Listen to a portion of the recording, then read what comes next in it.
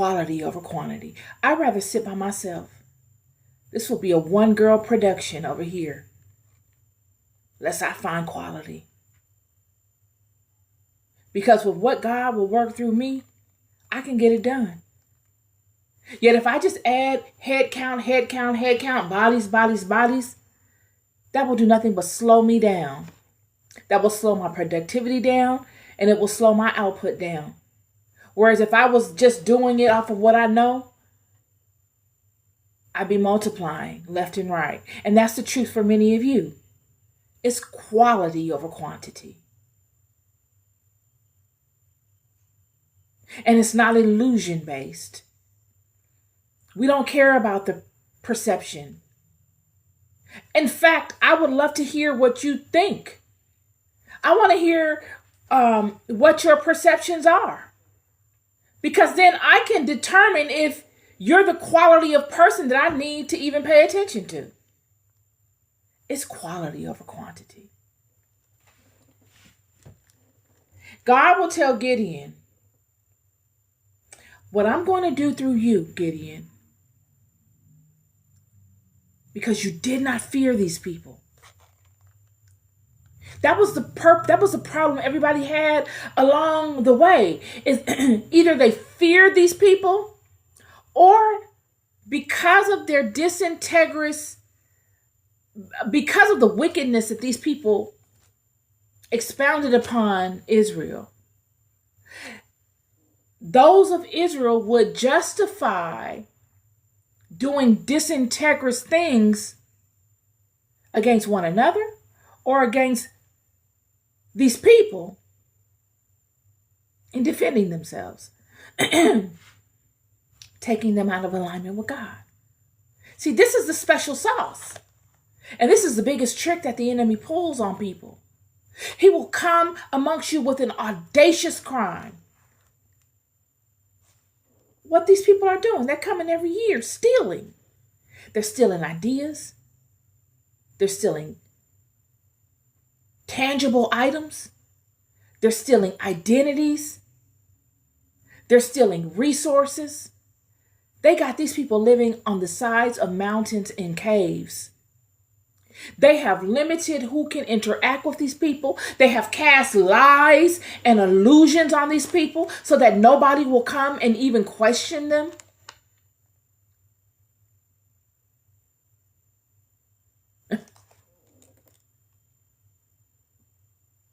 All to frustrate them, to get them in a place of negativity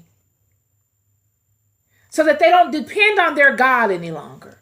They decide to take matters in their own hands.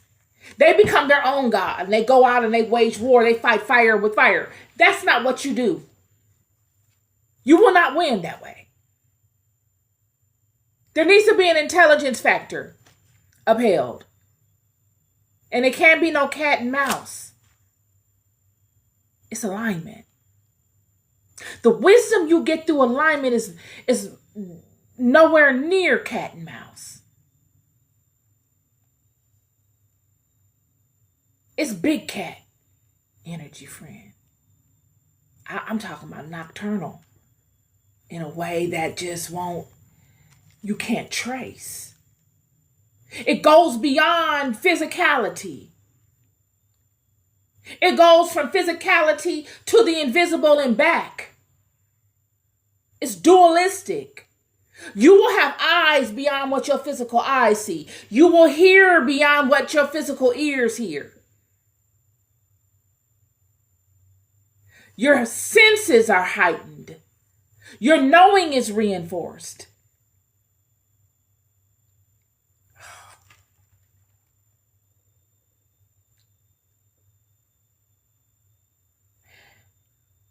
God says to Gideon,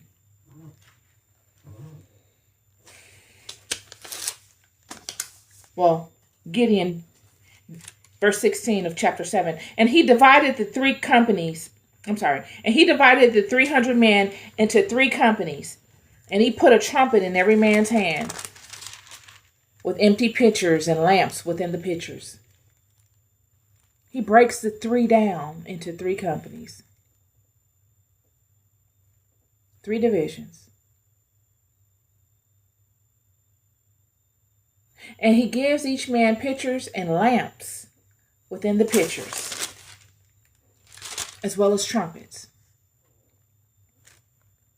So all these three companies are manned by earthen vessels. Our bodies are an earthen vessel. They are a vessel that houses the Spirit of God within it, and it was made of the things of this earth. And then Gideon gives them a trumpet, a sounding board, a voice. And Gideon gives them pitchers, earth in vessel, with lights in it.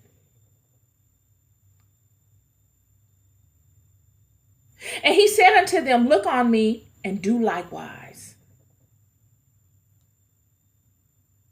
Gideon comes to these 300 and says, follow what I do. The recipe is what I have done. All on the same accord. We all got the same sound. We all got the same stuff. Follow what I do. And God would allow it to be Gideon that to establish this. Why? Because he led in the truth and the integrity of God. It is the Spirit of God that is flowing through Gideon that allows him to lead these people. It is not through Gideon's own might and his own intelligence. It is the ability for Gideon to lessen himself and humble himself to the power, to real power, and to use his faculty, his own avatar, the computer, the system that the power created, activating him. He's activated. And Gideon himself will multiply both he and to another with the earthen vessel and the trumpet and the fire in the vessel.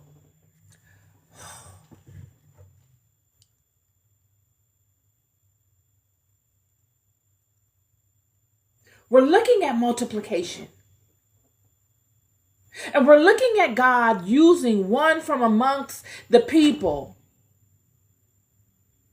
to lead the people. Someone amongst you that you can not pray to and all that kind of stuff. Gideon didn't say pray to me and make me your God. No, Gideon said God is flowing through me. And what I do is because God is doing it in me. And whatever I do, you do too. While God's power is flowing through me during this monumental moment. And what they will do is they will go and they will say the word, and they have this sound, and they would say the word with their own vessels, and they will blow these horns, and they would crack open the vessel, the cistern, and allow the light to shine forth. Israel lights. This is the whole nature of the term. Israel light. You are the light of the world. Israel light. You don't fear a Midianite, a Amalekite, or the children of the east. The only reason that they have been dominant and they got away with what they were doing was because of your ignorance. And they capitalized on it. They're preying on one another. These people look like Israelites at this point. How? Because they've siphoned everything that was of Israel. Israel has made them who they are. How could they not look like them? They're imposters.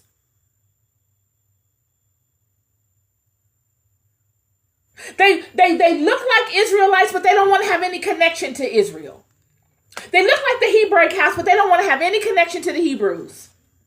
Oh, don't tell me I'm a Hebrew. I don't want anything. No, I'm not a Hebrew. I'm this, I'm that, I'm this and that. But the Hebrew house, all of its power is what's nurturing you.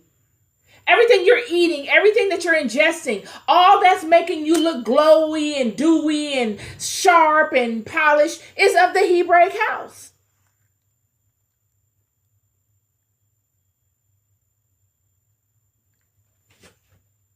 People will speak negatively of you while eating off of your plate, friend.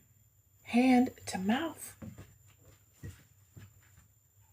Right off your plate.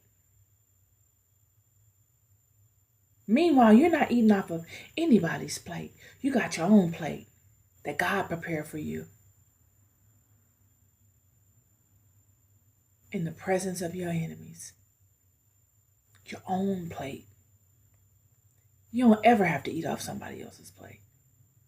God has perfected you in a way that you don't ever desire to eat from somebody else's plate. I don't want your plate.